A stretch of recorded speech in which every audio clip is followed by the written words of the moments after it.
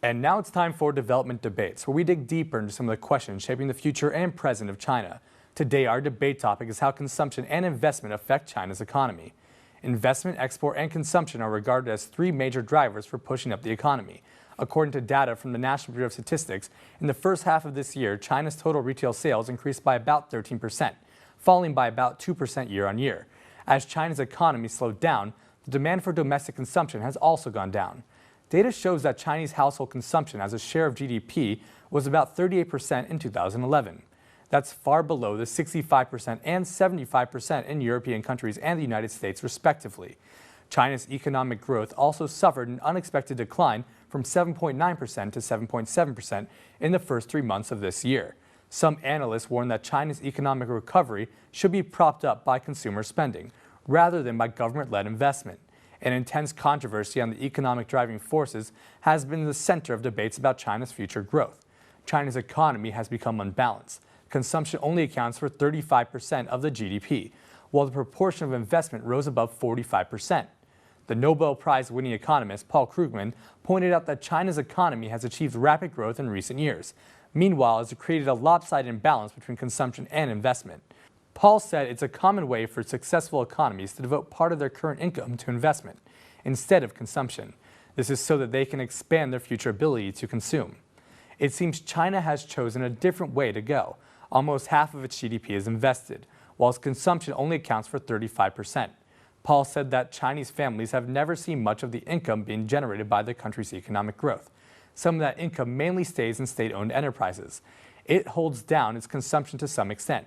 Paul said that it's necessary for China to rebalance its economy. Consumer spending must rise dramatically when the investment runs into sharply diminishing returns. But China just kept postponing the necessary changes. However, Huang, the former director of the World Bank for China's Business Bureau, supported the idea that China's economy should not rely more on consumption. Huang says that it seems that only an unbalanced economy has successfully entered the high-income stage.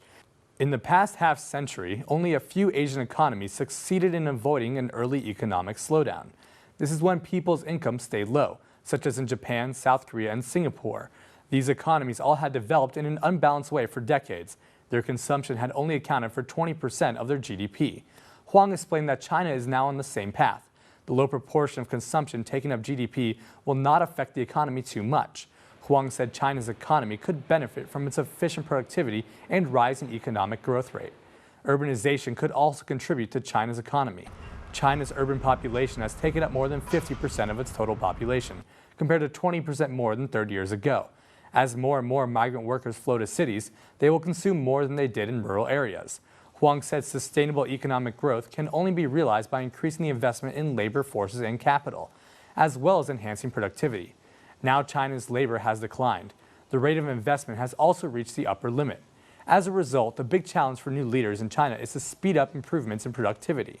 If the government attempts to rebalance its economy through stimulating consumption, then China will likely miss the chance to improve its productivity.